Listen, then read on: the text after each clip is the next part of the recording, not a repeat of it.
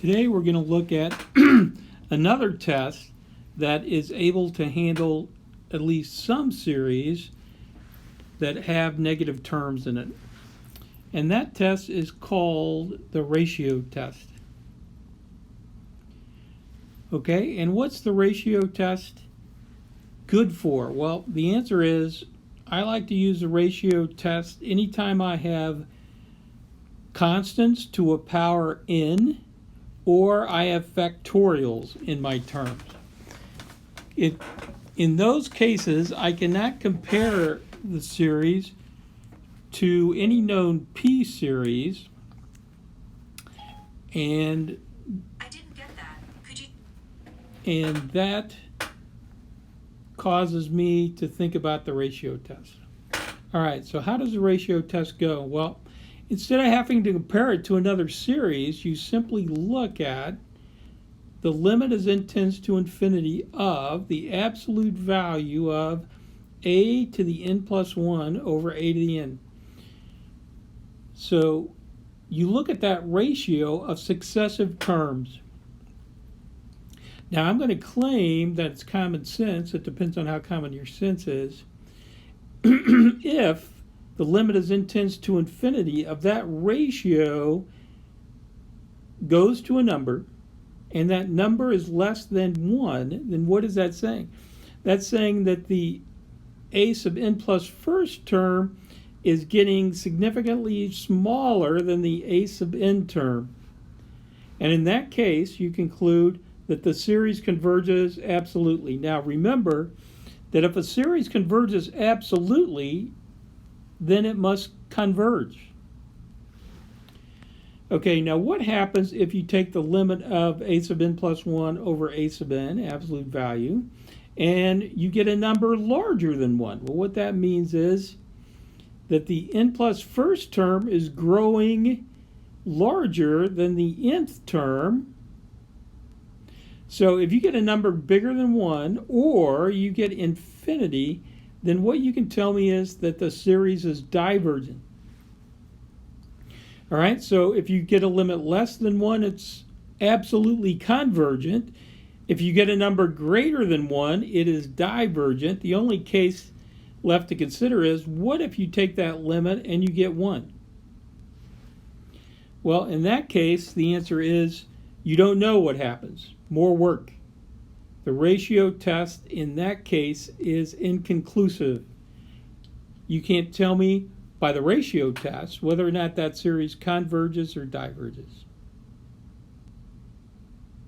All right, so let's look at a few examples. The first example is the summation n running from 0 to infinity of 2 to the n over n factorial. Now notice, I have a 2 to the n, I have an n factorial. Both of those things tell me that I'm not going to be able to compare it to a p series, so I'm not going to use the modified limit comparison test. Hence, I'm going to use a ratio test. All right, so what do? I look at the limit as n tends to infinity of a sub n plus 1 over a sub n. Okay, what's a sub n? It's this, 2 to the n over n factorial. So what is a sub n plus 1? Well, everywhere I see an n, I replace it with n plus 1. And what I get is 2 to the n plus 1 over n plus 1 factorial. That's the top. Now, I need to divide by this. Well, one way to divide by a sub n is to multiply by the reciprocal of this. So I'm just going to multiply by n factorial over 2 to the n. All right, so this is a sub n plus 1 divided by a sub n. Right? Now I'm going to clean things up. 2 to the n plus 1 cancels with a lot of 2 to the n to give me just a 2 upstairs. N factorial are all the factors up to n, positive factors up to n. N plus 1 factorial are all the positive factors up to n plus 1. So when I cancel this with this, I just end up with one thing, namely n plus 1 downstairs. And now if I take the limit as n tends to infinity of this, well, n's going to infinity, so this thing goes to 0. And what's the point? The point is it goes to a number and the number is less than 1. What do I conclude? The series is absolutely convergent. All right, let's look at another example. Summation n running from 0 to infinity of minus 1 to the n times n squared over 2 to the n. All right, so let's take the limit as n tends to infinity of a sub n plus 1 over a sub n. So I'm going to take this, I'm going to plug in n plus 1. That's what I'm going to get here.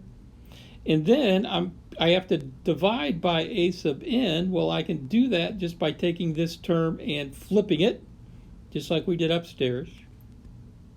And then if we clean things up, all these minus 1s to the n, they go away because I have an absolute value. And what's left is just n plus 1 squared over n squared, this over that, and then 2 to the n up, 2 to the n plus 1 down gives me a half. So now I want to take this limit, right? I no longer need absolute value because it's greater than 0 anyway. And I can clean this up. If I expand this out, I get this. And if I use L'Hopital's rule a couple of times, because it's infinity over infinity, lo and behold, I get a half. What's important? That it goes to a number and that number is less than 1. What do I conclude? That this series is absolutely convergent. Remember again, if it's absolutely convergent, it also is convergent. Okay, let's look at another example. The summation n running from 2 to infinity of 1 over natural log n. All right, so again, I look at a sub n plus 1 divided by a sub n. This gives me a sub n plus 1 is this, so 1 over natural log n plus 1. And then if I want to divide it by a sub n, I just take this term and flip it. So I get ln n over 1. That gives me this. As n tends to infinity, ln n and ln n plus 1 both go to infinity. So I can use L'Hopital's rule. I take the derivative of the top, that's 1 over n. I take the derivative of the bottom, that's 1 over n plus 1. I clean things up. I write as one fraction. I get the limit as n tends to infinity of n plus 1 over n. I can use L'Hopital's rule once, and I get 1. Okay? So I get the value 1. What does the ratio test tell me? Well, the problem is I get the limit as 1. So the ratio test is what? Inconclusive. So I can't determine by this test whether or not that converges or diverges. Right? It's no test. Finally, let's look at another example. Summation k running from 0 to infinity of n factorial over 10 to the n. Again, I have a constant to the n power, and I have an n factorial. Those both tell me I should use the ratio test. All right, so when I do that, I get the limit as n tends to infinity of what? A sub n plus 1. Well, everywhere I see an n, I replace it with n plus 1. So I get n plus 1 factorial over 10 to the n plus 1. Now I have to divide it again by a sub n. I can do that just by taking this and flipping it. 10 to the n over n factorial. Now n plus 1 factorial and n factorial, that simplifies to simply n plus 1 upstairs. Then I have a 10 to the n up and a 10 to the n plus 1 downstairs. That just gives me a 10 downstairs. So I take the limit as n tends to infinity of n plus 1 over 10. It's not hard to say that goes to infinity. And what do I conclude? Well, if it goes to a number larger than 1 or infinity, the series is what? Divergent. So I conclude this series diverges.